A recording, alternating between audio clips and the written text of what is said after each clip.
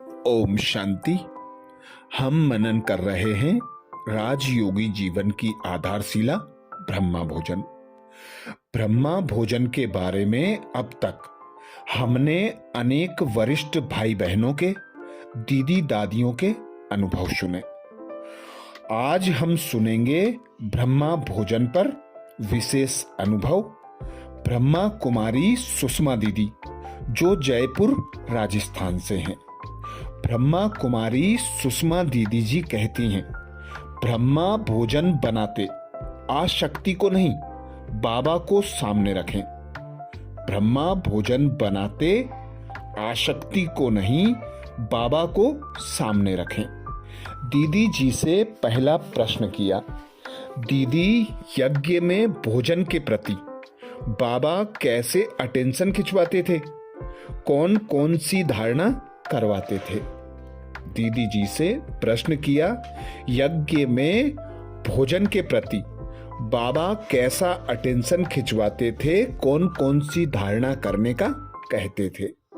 उत्तर में दीदी बताती, हम लोग ज्ञान में जब आए तो अंबाला में थे, जहां ध्यानी दादी रहती थी, जो मम्मा की लौकिक में मौसी भी थी। मुझे आलू अच्छा लगता है, आज तो गोभी की सब्जी खानी है। यदि कोई ऐसा कहते तो ध्यानी दादी कहती थी, लो पहले ही तूने खा लिया, अब बाबा को यह झूठा भोग नहीं लगेगा। बाबा कहते थे, भोजन के प्रति अपनी आसक्ति न रखें, बल्कि पहले हम बाबा को सामने लाएं। ये हमें दादियों ने सिखलाया। मधुबन में जब ब्रह्मा भोजन खाते थे तो बड़ी दादियां सामने बैठती थी, बाकी हम सब लाइन में बैठकर खाते थे। हमें याद है, हमने बाबा के साथ छोटे हाल में ब्रह्मा भोजन किया था। जो बहनें बाबा को भोग लगाती थी, ध्यान में जाती थी, वे बाबा को भोग लगाने के बाद, संदेश सुनाने के बाद भी स्टेज पर ही बैठी रहती थी। बाकी सब लाइनों में बैठते थे, बाबा भी बैठते थे।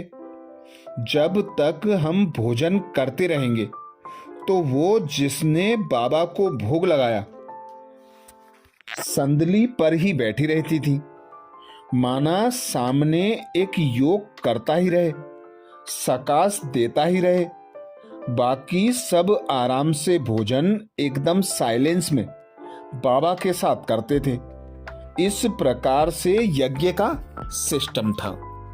अगला प्रश्न दीदी जी से, दीदी भोजन बनाते समय हमें किस प्रकार की अवस्था रखनी है, पूरा ही समय हमारा योग बाबा से लगा रहे, इसके लिए हमें बाबा से किस प्रकार से रूरियान करनी है। दीदी जी से अगला प्रश्न, भोजन बनाते समय हमें किस प्रकार की अवस्था रखनी है, पूरा ही समय हमारा योग बाबा से लगा रहे, इसके लिए हमें बाबा से किस प्रकार से रूरियान करनी है। उत्तर में दीदी बताती, बाबा साकार में यह भी कहते थे, अगर भोजन बनाने वाला योगी हो तो खाने वाले का योग भी स्वतः ही और सहज ही लगेगा, क्योंकि वाइब्रेशन तो बनाने वाले के जाते हैं भोजन में। अभी भी हम मधुबन में देखते हैं, भोजन बनता है तो बाबा की याद के गीत चलते ही रहते हैं, ताकि सब उसी वाइब्रेशन में बाबा का भोग बनाएं। चाहे हम अपने घरों में भोजन बनाते हैं तो भी पहली भावना यह हो कि यह भगवान का भोग है, प्रसाद है, शिव बाबा का भंडारा है, शिव बाबा का भोग है। हमारे मन में यह भावना होनी चाहिए। ये भावना नहीं कि मेरे पति को यह अच्छा लगता है, बेटे को यह अच्छा लगता है। उस भावना से बने हुए भोजन में फिर शक्ति नहीं रहती है।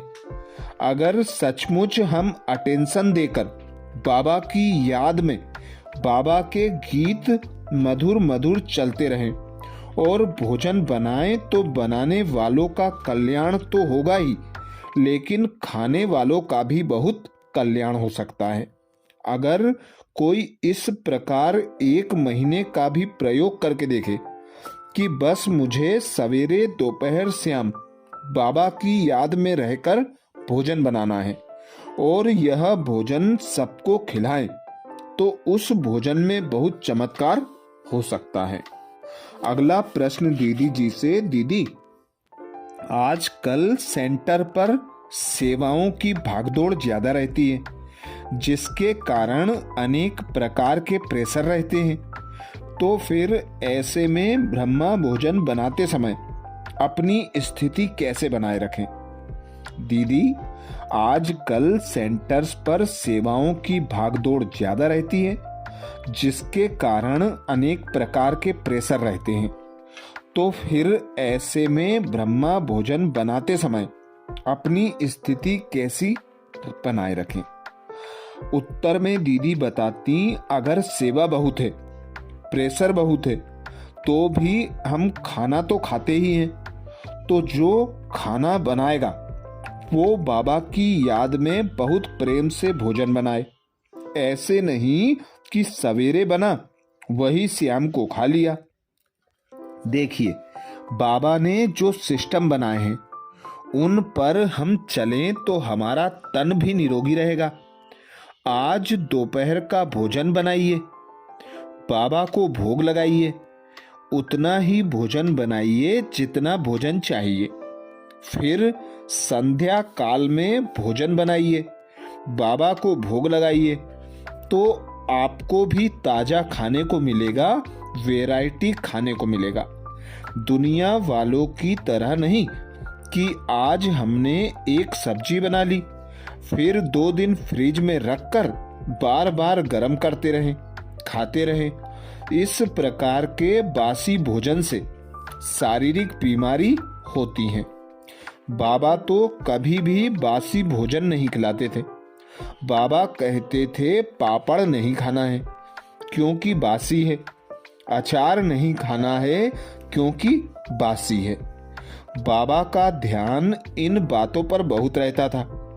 हमारी संदेशी दादी सुनाती थी, बाबा सवेरे 4 बजे दही जमाते थे ताकि बच्चों को दही भी ताजा ही मिले। 4 बजे दही जमाएंगे तो दोपहर के भोजन में आपको ताजा मिलेगा। बाबा बहुत ध्यान देते थे कि ताजा भोजन हो, फ्रेश भोजन हो।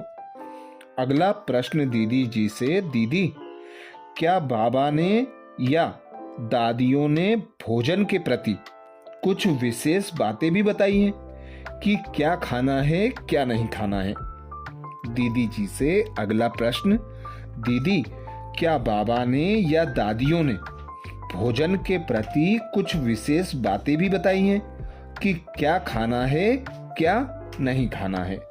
उत्तर में दीदी कहती, साकार में बाबा ने एक बार कहा कि बच्चों को अचार, आम का अचार, बहुत मिर्ची वाले अचार नहीं खाने चाहिए। बाबा से पूछा गया, बाबा, जब हम बाहर कहीं जाते हैं तो रास्ते में खाने के लिए क्या करें? तो बाबा ने कहा, बच्चे नींबू का अचार खा सकते हैं, बाकी इतनी वैरायटी अचार नहीं खाने हैं। नींबू भी इसलिए कि मजबूरी है। हम जानते हैं कि किसी की तबीयत कैसी है। बाबा का इस बात पर फुल अटेंशन था कि बच्चे जो खाएं वह ताजा ही खाएं, बासी नहीं। अगला प्रश्न दीदी जी से। दीदी, आपने विदेश में भी सेवाएं की हैं, वहां पर आत्माओं को आप कैसे शाकाहारी भोजन या ब्रह्मा भोजन के प्रति अटेंशन खिंचवाते हैं? दीदी जी से अगला प्रश्न। दीदी, आपने विदेश में भी सेवाएं की हैं, वहां पर आत्माओं को आप कैसे शाकाहारी भोजन या ब्रह्मा भोजन के प्रति अटेंशन खिंचवाते थे? उत्तर में दीदी कहती, हमने तो देखा है कि विदेशी भारतीय लोगों से भी ज्यादा पक्के हैं। उनको एक बार बताया जाता है कि हम शुद्ध शाकाहारी हैं, प्याज लहसुन भी नहीं खाते हैं, तो वे लोग इस चीज को बहुत जल्दी धारण कर लेते हैं। जिनको बाबा का बनना है उनको भोजन की धारणा कोई समस्या नहीं लगती।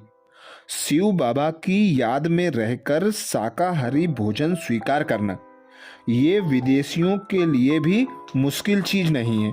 वे तो स्वयं भी इन बातों में विश्वास रखते हैं। अगला प्रश्न दीदी जी से। दीदी, फैक्ट्रियों में बने बिस्किट क्या मशीनों द्वारा निर्मित समझकर खाए जा सकते हैं? दीदी, फैक्ट्रियों में बने बिस्कुट क्या मशीनों द्वारा निर्मित समझकर खाए जा सकते हैं? उत्तर में दीदी कहती, वैसे नियम प्रमाण हमें बाहर के बिस्किट नहीं खाने चाहिए। हमारी दादियां इस बात में बहुत पक्की रहीं और उन्होंने कभी स्वीकार नहीं किए। बिस्कुट खाने हैं तो अपने यहाँ बनाएं।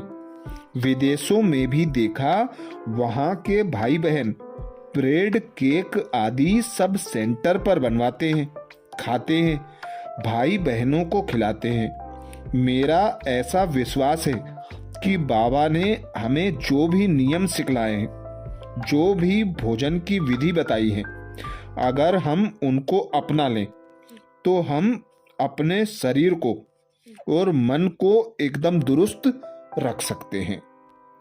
अच्छा, ये था दीदी सुषमा दीदी जी, जयपुर राजस्थान की, जिनका अनुभव अभी हमने ब्रह्मा भोजन के बारे में सुना। तो ऐसे और अनेक वरिष्ठ भाई बहनों के, दीदी दादियों के ब्रह्मा भोजन पर विशेष अनुभव सुनने के लिए आप प्लेलिस्ट में जा सकते हैं। बाबा के चैनल को सब्सक्राइब कर अगले वीडियो का इंतजार कर सकते हैं। अच्छा, ओम शांति।